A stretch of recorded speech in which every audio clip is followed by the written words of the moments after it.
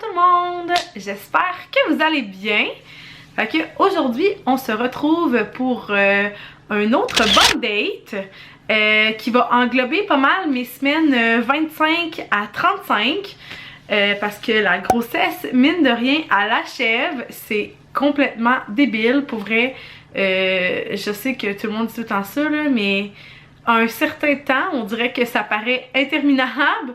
Puis à un moment donné, on se réveille, puis on est rendu à 35 semaines, 36 semaines, puis on est comme oh my god, je suis maintenant presque considérée à terme, puis je pourrais accoucher d'un bébé grosseur bébé là.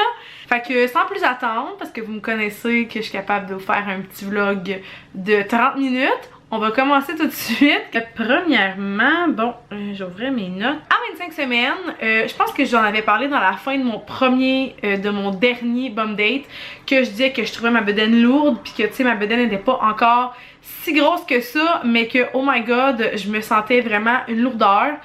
C'était seulement le début, parce que oh my god, c'est ça, ça l'a augmenté en intensité et en douleur, ça de semaine en semaine. À ce jour, je commence à avoir de la misère à me tourner dans mon lit toute seule tellement que j'ai mal. Puis de semaine en semaine, ça s'accentue, puis ça s'empire, puis c'est de moins en moins tolérable, puis des jours que j'ai envie de pleurer tellement que ça me fait mal.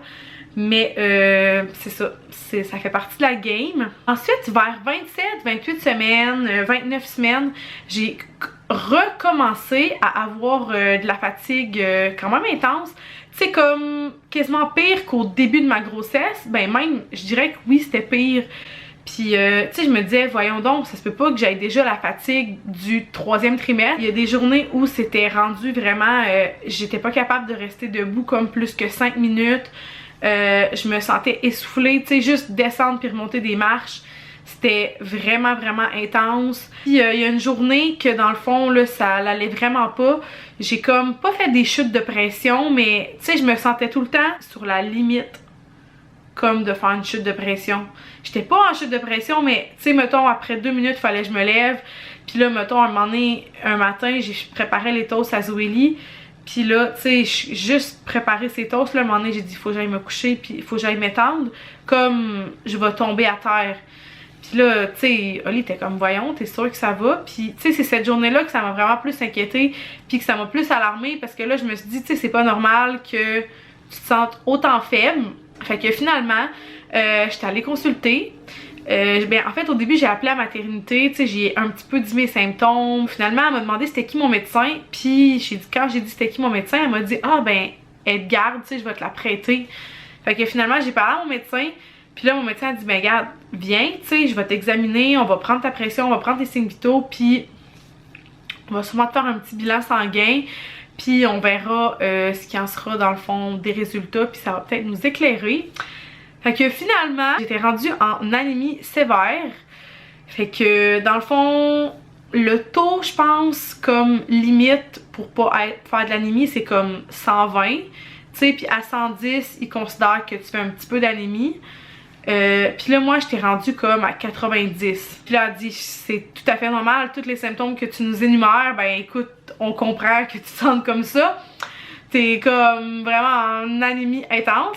Fait que finalement, puis là, vu que c'était quand même très bas, puis qu'elle voulait que je remonte quand même assez rapidement, ils m'ont fait dans le fond transfusion, ben pas une transfusion, ben dans le fond, ils m'ont donné du fer par intraveineuse.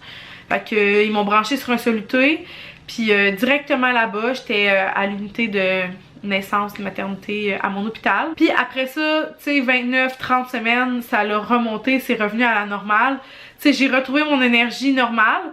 Pas mon énergie de pas enceinte, parce que je pense que toute la grossesse, je me suis toujours sentie plus faible que pas enceinte, mais au moins je me sentais plus genre, tu sais, là je pouvais dormir, je faisais une sieste l'après-midi, je faisais des siestes, mon Dieu, tout le temps, je me couchais comme hyper tôt, vers 8h, je me relevais le matin, tu sais, mes enfants se lèvent pas la nuit, vers 7h, tu sais, dormir quasiment 11h, puis se sentir autant fatiguée. Tu sais, à un moment donné, ça a comme juste plus de bon sens. Fait que bref, tout s'était expliqué par ça. Puis ben c'est important que vous soyez à l'écoute de votre corps. Tu sais, des fois on se dit, ah, tu sais, peut-être que je me plains trop, tu sais, moi en tout cas ça je me disais là, j'étais là, voyons, tu sais, je suis rendue faible. On dirait que il y a comme tout le temps, il y avait comme tout le temps quelque chose, fait que je me disais, c'est moi le problème, tu sais, puis dans le fond je me plains pour rien. Mais finalement, tu sais, je me suis rendu compte que non, tu sais, quand elle m'a dit que j'étais en anémie sévère, ben tu sais, quelqu'un qui est en anémie sévère, c'est tout à fait normal qu'il se sente comme ultra faible. Écoutez-vous puis écoutez votre corps. Ensuite, ben dans le fond aussi, ça vous l'avez sûrement vu sur Instagram si vous me suivez. Mon bébé avait la tête, il était placé en siège. Fait que vers 30-31 semaines, il était encore en siège. Puis là, on commençait à avoir hâte qu'il se tourne. Parce que, ben tu sais, moi je fais comme 5 pieds 2 là environ. Ouais, 5 pieds 2, peut-être 5 pieds 3, mais vraiment bien juste. Fait que je suis pas très grande dans la vie. Puis tu sais, j'ai quand même tout le temps eu des grands bébés. Fait que vous comprendrez que dans ma bédaine, ils ont pas tant de place. Fait que ça m'inquiétait quand même pas mal.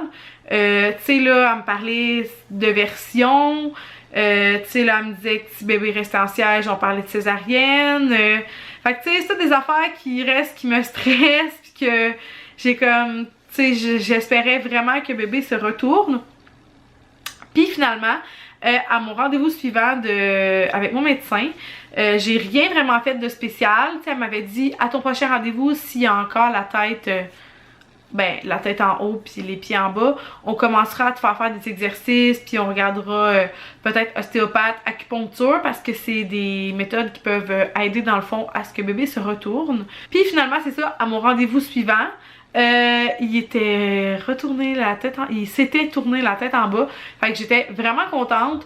Tu sais, un soulagement de plus, là, un cassage de tête de moins. Puis là, elle m'a dit, tu sais, techniquement, il commence à avoir moins de place pour se retourner. Fait qu'elle a dit, il devrait rester la tête en bas. Puis finalement, il est resté la tête en bas. Fait que j'étais bien contente. Il a pas essayé de me jouer de tour pour stresser sa mère. Ensuite, 34 semaines, j'ai eu une échographie. Je sais qu'il y a certaines places qui ont toujours une 3e échographie, puis il y a certaines places que c'est juste sur raison médicale. Moi, dans ma région, c'est juste quand il y a quelque chose, sinon on n'a jamais de 3e échographie, tout simplement parce que c'est pas nécessaire si le bébé a une bonne croissance et tout et tout. Et que même moi, mon placenta était Prévia. Bon, excusez, je suis de retour, mon chum m'avait dérangé, puis mon chat s'est invité dans la vidéo, fait que ignorez-le. Dans le fond, j'avais mon placenta Prévia. Ça veut dire que c'est mon placenta qui était placé avant le bébé. Fait que, exemple, que j'accouchais demain matin, ben c'est le placenta qui est ressorti en premier, puis après le bébé. Puis ça, c'est important que... Pas de gêne. Bref, c'est ça. Fait que mon placenta était pas bien placé. Puis quand ça survient, dans le fond, c'est encore une césarienne planifiée. On dirait que moi, toute ma grossesse, là, tous mes scénarios finissaient tout le temps par césarienne. Comme le bébé était à l'envers, j'allais avoir une césarienne. Après ça, il y avait, je me rappelle plus quoi, j'allais avoir une césarienne. Là, mon placenta est Prévia. J'allais avoir peut-être une césarienne. J'étais comme, coudon, je suis pas due cette grossesse-ci pour accoucher naturellement. Fait que j'avais une césarienne, j'avais une échographie obligatoire. Dans le fond, que mon médecin était comme vraiment qu'on la fasse à 34 semaines. Puis, tu sais, elle m'a même un peu stressée que t'es comme, je l'ai vu à 34 je pense, moi mon médecin. Puis là, elle m'a dit, tu sais, si le placenta est pour monter, on se voit comme la journée de tes 36 semaines. Puis, on planifie comme une césarienne quelques jours suivants. Fait que j'étais comme, oh my god, as-tu dit césarienne planifiée à 36 semaines? Je sais pas si vous savez, mais moi j'ai toujours dépassé mes dates. Fait que tu sais, dans ma tête, à 34 semaines, moi il me restait encore au moins 1 mois et demi, 3/4 de grossesse, là on s'entend. J'avais du lousse, tu sais, je me suis jamais attendue à accoucher, exemple, début juin, là, ou... dans ce délai-là, dans ma tête, je me rendais proche de la Saint-Jean, là. Je vais accoucher autour de la Saint-Jean, une semaine avant, une semaine, ben pas une semaine après, là, mais quelques jours avant ou une semaine avant, mais vraiment proche de la Saint-Jean-Baptiste. Puis là, elle m'avait comme déstabilisée parce que ça me mettait comme d'accoucher à la mai. Fait que là j'étais comme oh my god, ok, moi c'était vraiment pas envisagé. À ce stade là, sachez que je n'avais rien de prêt, comme rien, comme dans rien, aucun linge de laver, aucune valise de prête, ni pour moi ni pour le bébé. Pas de chambre de préparer, pas de Moïse d'acheter. Pour vrai, j'étais vraiment pas prête. Le banc pas installé dans l'auto. J'étais comme juste pas rendue là encore dans ma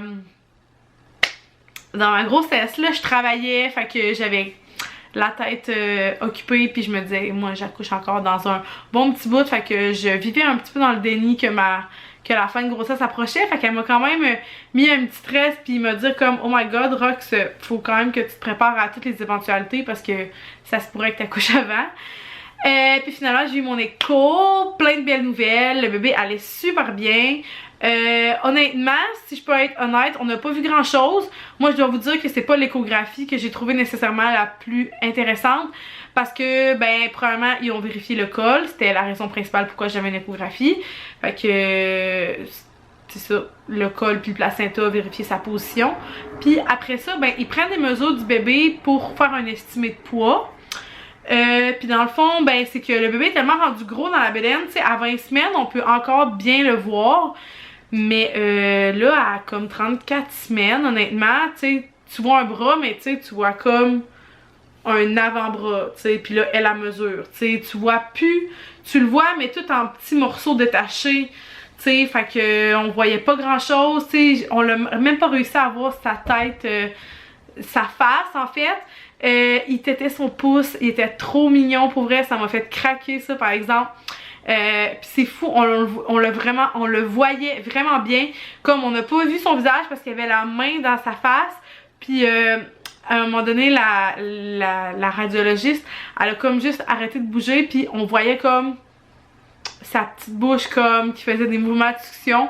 Puis ça m'a vraiment impressionnée, je trouvais ça vraiment trop mignon, puis ça m'a complètement fait craquer. Puis finalement, avec un beau résultat, que mon placenta avait bien remonté, il était rendu comme sur mon côté gauche, il est vraiment rendu ici, fait qu'elle dit il n'y a aucun danger, il était comme vraiment plus haut, là, fait qu'elle était comme il n'y a aucune inquiétude à avoir là-dessus. Fait que je peux accoucher normalement, fait que c'était encore une fois un gros soulagement. Parce que là j'avais 34 semaines, puis là ben je me retrouvais avec beaucoup de temps avant d'accoucher.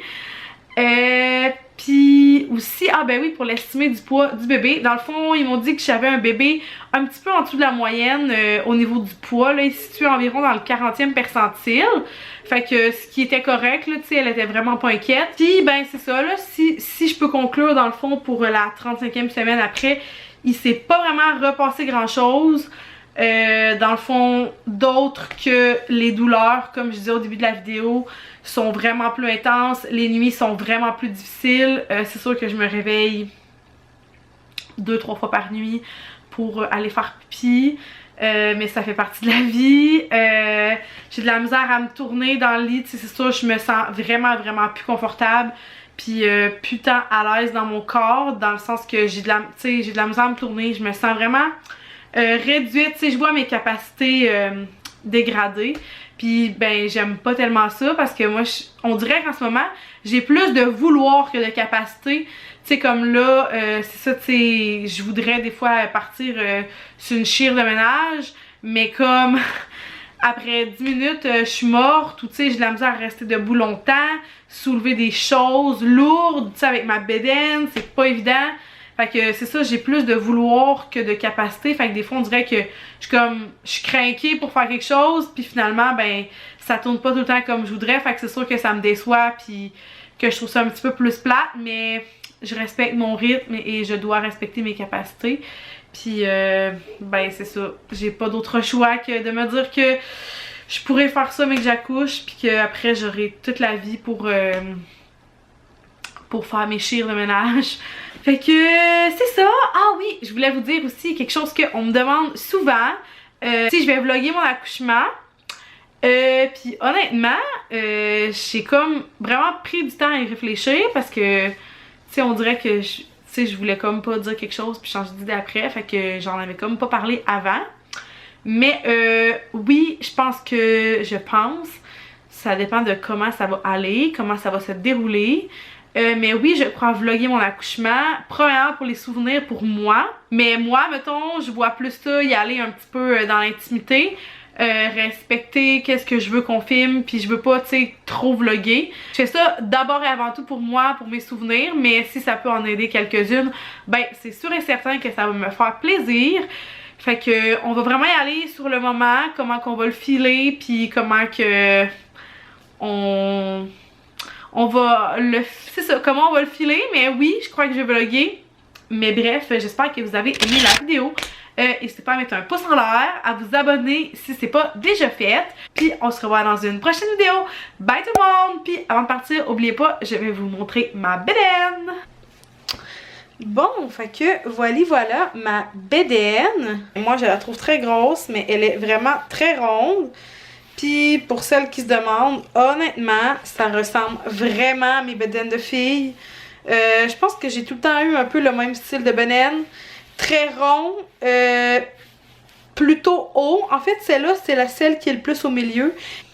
C'est cela. Fait que voilà à quoi ressemble mon petit baby.